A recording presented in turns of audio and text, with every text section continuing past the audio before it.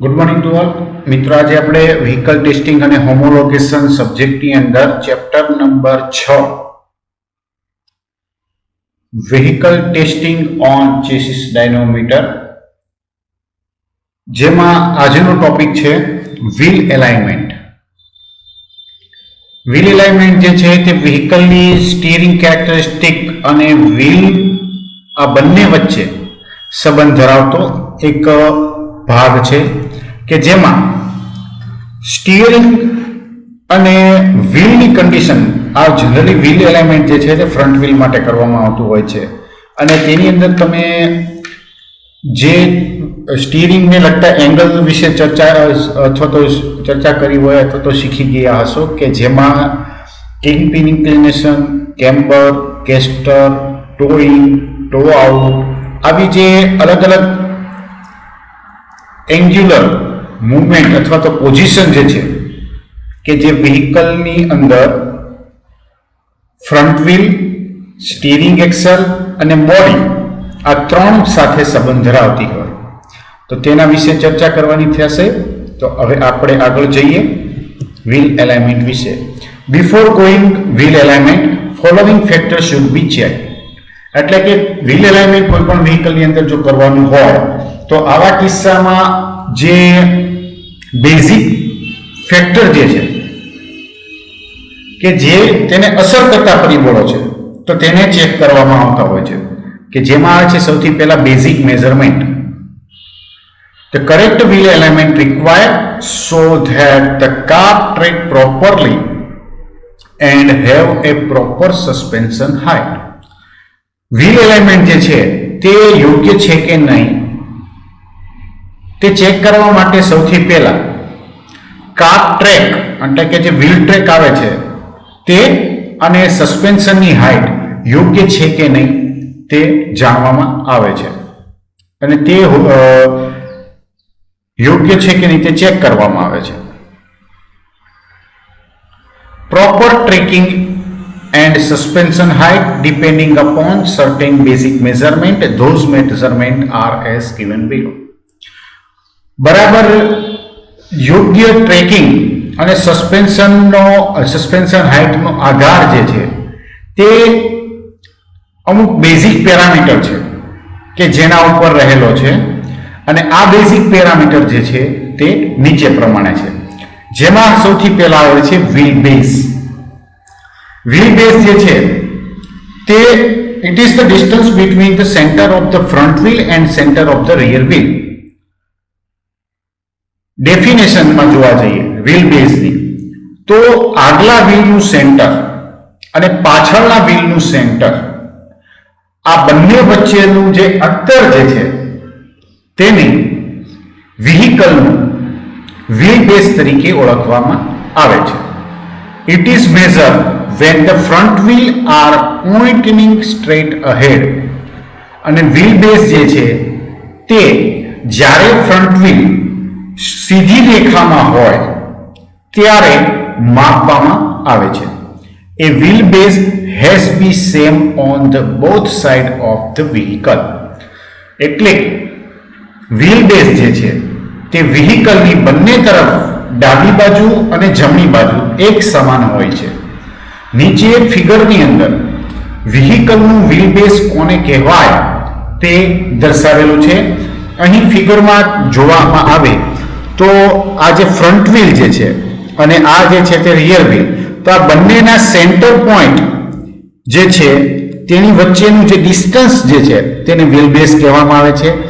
જ્યારે વ્હીલ ટ્રેકની અંદર જો વાત કરવામાં આવે તો ફ્રન્ટ વ્હીલ જે બંને જે છે તેના સેન્ટર પોઈન્ટ સુધીનું અંતર એટલે કે left front wheel to right front wheel આ બંને વચ્ચેનું જે ડિસ્ટન્સ જે છે તેને વ્હીલ ટ્રેક કહેવામાં આવે છે કે જે વિશે આપણે આગળ જોઈશું.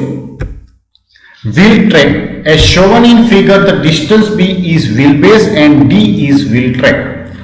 ફિગરમાં આપણે હમણાં દર્શાવેલું છે કે એની અંદર નોટિફિકેશન આપેલા છે કે વ્હીલ બેઝ કોને કહેવાય અને વ્હીલ ટ્રેક કોને કહેવાય. Track is the distance between the tire on the common axle.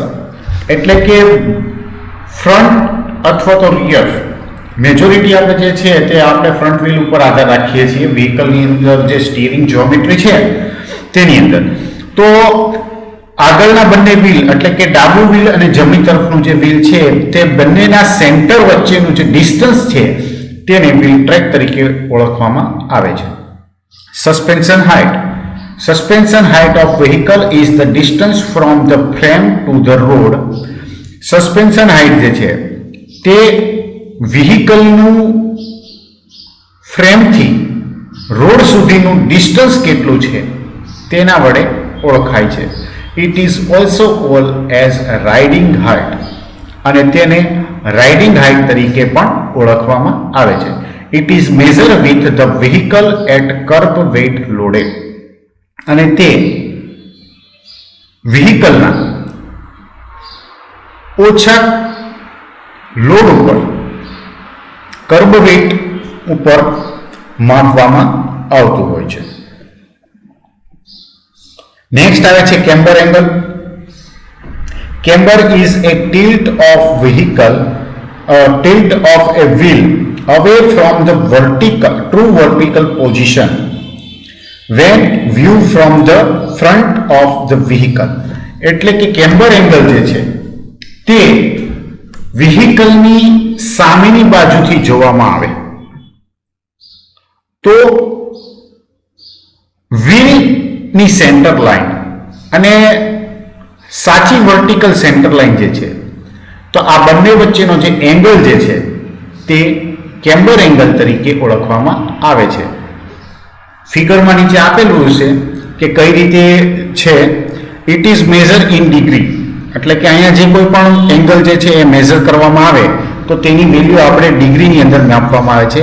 By having a certain positive camber at rest the wheels have zero camber when in motion.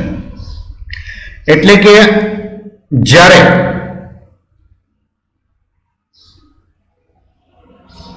Vehicle મોશનમાં હોય એટલે કે ચાલુ running કન્ડિશનમાં હોય તો આવા સમયગાળા દરમિયાન તેનો કેમ્બર એંગલ છે તે શૂન્ય હોય છે અને આ પોઝિટિવ કેમ્બરની કન્ડિશનમાં તે રેસ્ટ પોઝિશનમાં એટલે કે જ્યારે મોશનમાં ના હોય તો ત્યારે તે પોઝિટિવ કેમ્બરની પોઝિશનમાં હોય છે. Camber is the tyre wearing angle. કેમ્બરને ટાયર વિયરિંગ એંગલ તરીકે પણ ઓળખવામાં આવે છે કે જે ટાયરની ઉપર ઘસારો થાય તેના ઉપર આધાર રાખે છે. Unequal camber of the front wheel causes the vehicle to pull the side that has greatest degree of the positive camber. જો વ્હીકલની અંદર કેમ્બર એંગલ જો યોગ્ય પ્રમાણમાં ના હોય તો તેને પરિણામે વ્હીકલ જે છે તે સાઈડમાં એક બાજુ તરફ ખેંચાતું હોય છે કે જે વધારે પોઝિટિવ કેમ્બર હોવાની સંભાવના દર્શાવે છે. નેક્સ્ટ આવે છે કેમ્બર પોઝિશન વ્હીકલનું કઈ રીતે છે તો તેની આકૃતિમાં બતાવ્યું છે. આ ઝીરો કેમ્બર છે તે વ્હીકલની ટ્રુ વર્ટિકલ લાઇન છે જ્યારે ટાયરની સેન્ટર લાઇન જે છે તે આ પોઝિશનમાં છે કે જે બંને વસ્તુ અહીંયા ઓલરેડી દર્શાવેલી છે. બીજી વસ્તુ એ કેમ્બર એંગલ કેટલા ડિગ્રી છે તે દર્શાવવા માટે અહીં યલો ઝોન બતાવવામાં આવેલો છે અને ફ્રન્ટ વ્હીલ જે છે તે કિંગપિન સાથે લાગે છે કે જે ટાયર રોડ આ બંનેની જે સેન્ટર લાઇન ઇન્ટરસેક્ટ જ્યાં થતી હોય તો તેના કોઈ પણ એક એંગલ ઉપર એટેચ કરવામાં આવેલી હોય. તો આ જે છે કિંગપિનની સેન્ટર લાઇન છે અને કિંગ ઇન્ક્લિનેશન એંગલ કેટલો થાય છે તો તે પણ અહીં ઓલરેડી દર્શાવવામાં આવેલો છે. એટલે આ ફિગરની મદદથી તમે સરળતાથી કેમ્બર એંગલ કઈ રીતે મેઝર થાય છે અથવા તો કઈ રીતે તેને જોઈ શકાય તે દર્શાવવામાં આવેલું છે. આગળ આવે છે પોઝિટિવ કેમ્બર અને નેગેટિવ કેમ્બર. તો પોઝિટિવ કેમ્બર જે છે તે જ્યારે વ્હીકલ સ્ટેડી પોઝિશનમાં હોય તો આવા કિસ્સામાં બંને તરફના જે આગળના વ્હીલ છે તે બંને તરફ બહારની બાજુ નીકળેલા હોય છે કે જેની વેલ્યુ સામાન્ય રીતે જોવા જઈએ તો 1.5 ડિગ્રી સુધીની હોય છે. જ્યારે નેગેટિવ કેમ્બર જે છે તે વ્હીકલને સામેની બાજુથી જો જોવામાં આવે તો બંને વ્હીલ જે છે તે અંદરની તરફ જો ઝૂકેલા હોય તો આવા કિસ્સામાં નેગેટિવ કેમ્બર એંગલ જે છે તે દર્શાવે છે અને તેની વેલ્યુ પણ માઇનસમાં 1.5 ડિગ્રી જેટલી હોય છે. અહીં બંને પ્રકારના એંગલનું મેઝરમેન્ટ દરમિયાન જે ડિગ્રી મળે છે તે કલરની મદદથી દર્શાવવામાં આવેલી છે. જેમાં પોઝિટિવ કેમ્બરમાં જોવા જઈએ તો રેડ કલરનો જે યલો કલરનો જે ઝોન છે તે પોઝિટિવ કેમ્બર દર્શાવે છે, જ્યારે બાજુની અંદર નેગેટિવ કેમ્બરની અંદર રેડ ઝોનમાં જે એંગલ દર્શાવવામાં આવેલો છે તે નેગેટિવ કેમ્બર તરીકે ઓળખવામાં આવે છે. નેક્સ્ટ હવે આગળ જોઈશું કેસ્ટર એંગલ. તો castor angle is the forward and backward tilt of the center line of the steering axis of kingpin from true vertical when view from side of the wheel and it is measured in degree. એટલે કે વ્હીકલની સાઈડની તરફથી જોવામાં આવે તો vertical true vertical line જે છે તે અને કિંગપિનની જે સેન્ટર લાઈન જે છે તો આ બંને વચ્ચેનો એંગલ કે જે તેની ફોરવર્ડ પોઝિશનમાં અથવા તો બેકવર્ડ પોઝિશનમાં હોય તો તેને કેસ્ટર એંગલ તરીકે ઓળખવામાં આવે છે અને તેની વેલ્યુ ડિગ્રીની અંદર માપવામાં આવે છે. Caster does not effect tyre wear અને કેસ્ટર એંગલ જે છે તે ટાયરના ઘસારાને અસર કરતું હોતો નથી. Positive caster provide the directional stability and steering wheel return ability. જો પોઝિટિવ કેસ્ટર આપવામાં આવેલું હોય તો આવા કિસ્સામાં તેની ડાયરેક્શનલ સ્ટેબિલિટી છે તે જળવાઈ રહે છે. ઉપરાંત જ્યારે વ્હીકલને ટર્નિંગ લઈએ છીએ ત્યારે સ્ટીયરિંગ વ્હીલ દ્વારા આપણે એફર્ટ લગાડીએ છીએ તો એફર્ટને પરિણામે જ્યારે આપણે વ્હીલ છૂટું કરીએ છીએ તો તે પોતાની મૂળ પોઝિશનમાં પરત આવી જતું હોય છે કે જેને સ્ટીયરિંગ રિટર્ન એબિલિટી તરીકે ઓળખવામાં આવે છે. Too much positive castor make vehicle difficult to stir. અને જો પોઝિટિવ કેસ્ટર એંગલ જે છે તે થોડોક વધારે હોય તો આવા કિસ્સામાં વ્હીકલને સ્ટીયર કરવું અથવા તો તેને ટર્નિંગ વખતે મુશ્કેલીનો પણ સામનો થતો હોય છે. હવે આપણે આગળ જોઈશું કેસ્ટર એંગલની જે ફિગર છે તે. અહીં જે વર્ટિકલ લાઈન જે છે તે 0 બેઝ ઉપર હોય 0 ડિગ્રી ઉપર તે દર્શાવવામાં આવેલી છે અને સાઈડ ઉપરથી જોતા કિંગપિન જે છે તે અંદરની તરફ ઝૂકેલી છે એટલે કે તેને કહેવામાં આવે છે પોઝિટિવ કેસ્ટર. અને પોઝિટિવ કેસ્ટર જે છે તે અહીં રેડ યલો કલરની અંદર દર્શાવવામાં આવેલો છે કે જે કિંગપિનની સેન્ટર લાઈન અને ટ્રુ વર્ટિકલ લાઈન વચ્ચેનો જે ડિફરન્સ છે તેની વડે દર્શાવેલો છે.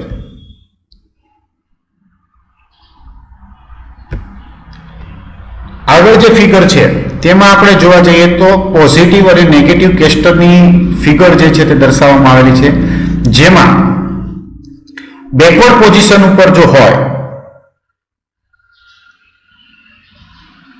તો પોઝિટિવ કેસ્ટર મળે છે કે જે અહીં ટ્રુ વર્ટિકલ લાઈન 0 ડિગ્રી અને અહીંયા અંદરની તરફ જે એંગલ બન્યું કે જે 0 થી આ તરફ છે તેને કહેવામાં આવે છે કેસ્ટર એંગલ પોઝિટિવ. અને જે વ્હીકલની ફોરવર્ડ કન્ડિશન માટે છે, અહીંયા રોડ કન્ડિશનની હારે જોવા જઈએ તો જે ટિલ્ટ એંગલ છે તે ફોરવર્ડ પોઝિશનમાં આપેલો છે એટલે કે ટ્રુ વર્ટિકલ લાઈન જે છે તેનાથી આગળની તરફ જો હોય કિંગપિનની સેન્ટર લાઈન તો આવા કિસ્સામાં નેગેટિવ કેસ્ટર જે છે તે એંગલ બનતો હોય છે અને તે અહીં ડિગ્રી જે છે તે આટલા રોટેશન પ્રમાણ થાય છે અને અહીંયા નીચેના ભાગે તેને યલો ઝોનમાં દર્શાવવામાં આવેલું છે. તો આ બંને ફિગરમાં પહેલી જે ફિગર જે છે આ તે નેગેટિવ કેસ્ટર દર્શાવે છે, જ્યારે બીજી જે ફિગર છે બાજુમાં તે પોઝિટિવ કેસ્ટર એંગલ દર્શાવે છે. Toe in is the distance between front of car as measured at front and the rear of the tire. Toe in જે છે તે આગલા બંને વ્હીલોની આગળનો ભાગ અને પાછળના ભાગ વચ્ચેનું જે ડિસ્ટન્સ રહે છે તેનો ડિફરન્સ છે. Toe in is a linear measurement અને આ એક લિનિયર ટાઈપનું મેઝરમેન્ટ છે. When a car is at rest, the towing is needed so that the front will be parallel when the vehicle in motion. જ્યારે vehicle steady પોઝિશનમાં હોય છે તો ત્યારે આગળના વ્હીલ જે છે તે આગળના વ્હીલનો આગળનો ભાગ થોડોક એકબીજાની નજીક હોય છે અને જ્યારે વ્હીકલ મોશનમાં હોય તો આ બંને વ્હીલ જે છે તે એકબીજાને એક્ઝેક્ટ પેરેલલ પોઝિશનની અંદર આવેલા હોય છે. Incorrect toeing in cause the excessive tyre wear. જો ટોઈંગ જે છે તે બરાબર ના હોય, યોગ્ય ના હોય કે વધારે હોય તો આવા કિસ્સામાં ટાયરનો ઘસારો જે છે તે વધી જતો હોય છે. નેક્સ્ટ આવે છે angle toe out on turn. Vehicle જ્યારે ટર્ન લેતું હોય તો આવા કિસ્સામાં તે એંગલ જે બને છે તેને ટો આઉટ કહેવામાં આવે છે. When a vehicle turn a corner, the wheel on the inside of turn must always turn through a larger angle than the wheel on outside. એટલે કે વ્હીકલ જ્યારે ટર્નિંગ લેતું હોય તો આવા કિસ્સામાં અંદરના વ્હીલ કરતા બહારના વ્હીલને લાંબુ અંતર કાપવું પડે છે અને લાંબા અંતર કાપવાને પરિણામે જે એંગલ બને છે તે અંદરના વ્હીલ કરતા મોટો હોય છે. This causes the wheels toe out on turn અને આ કારણે તેનું ટર્ન દરમિયાન વ્હીલનું ટો આઉટ જે છે તે કહેવામાં આવે છે. Which prevent the excessive wear on the front wheel, કે જે આગળના વ્હીલનો વધારે પડતો ઘસારો અટકાવવામાં મદદ કરે છે. The proper angle is form when the steering front wheel and the car frame during the turn. એટલે કે પ્રોપર એંગલ જો હોય તો જ્યારે આગળના વ્હીલનું સ્ટીયર કરવામાં આવે તો તે દરમિયાન મેજર છે તે કરી શકાતો હોય છે, કાર ફ્રેમની સાપેક્ષે મેજર કરી શકાતો હોય છે. Although toe out on the turn can not be adjusted, it should be check during the every wheel alignment. Toe out જે છે તે ટર્નિંગ દરમિયાન આપણે એડજસ્ટ કરી શકતા હોતા નથી. જ્યારે વ્હીલ એલાઇનમેન્ટ કરવાનું હોય છે તો આવા કિસ્સામાં ટો આઉટ જે છે તે માપી શકાય છે. If it is found incorrect you must replace the steering arm.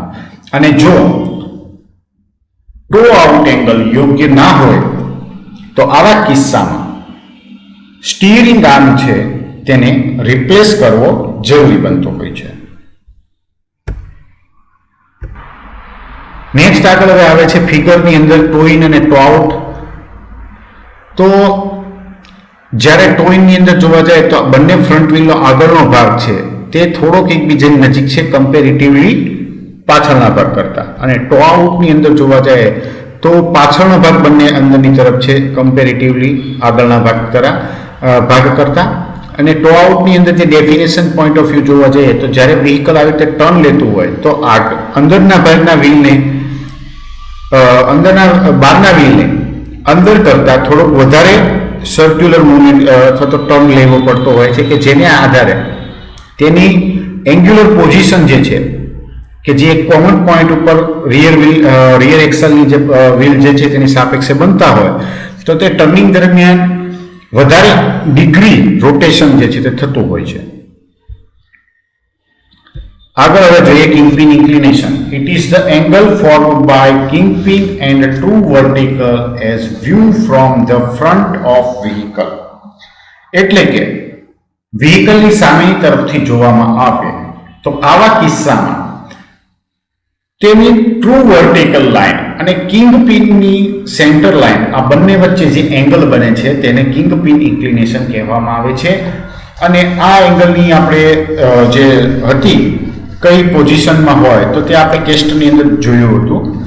This angle કેમ્બરની અંદર જોયું હતા. This angle help to keep the wheel point in straight ahead position. અને આ એંગલ જે છે તે વ્હીકલની અંદર આગળના વ્હીલોને સીધી રેખામાં રાખવા માટે મદદ કરે છે. Kingpin inclination can not be adjusted. અને કિંગપિન ઇન્ક્લિનેશનને એડજસ્ટમેન્ટ કરી શકાતો નથી. It is built into steering linkage or spindle and it remains constant when the knuckle is damaged. એટલે કે તે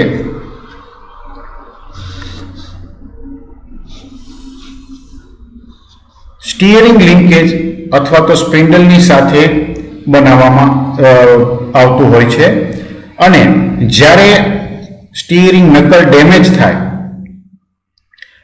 તો તે કન્ટિન્યુઅસ અથવા તો કોન્સ્ટન્ટ રહેતો હોય છે.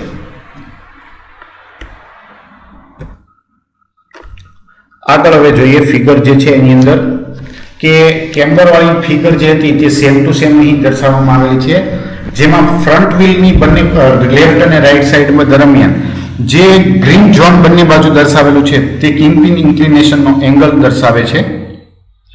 અહીંયા ટ્રુ વર્ટિકલ સેન્ટર લાઇનની એક બાજુ આપણને કેમ્બર દર્શાવવામાં આવેલો છે, જ્યારે બીજીની તરફ કિંગપિન ઇન્ક્લિનેશન એંગલ જે છે તે દર્શાવેલો છે. તો આજનો લેક્ચર આપણે અહીં સુધી રાખીશું. આવતા લેક્ચરની અંદર વ્હીલ એલાઇનમેન્ટ પ્રોસેસ કઈ રીતે કરવામાં આવે છે તો તેના વિશે ચર્ચા કરીશું.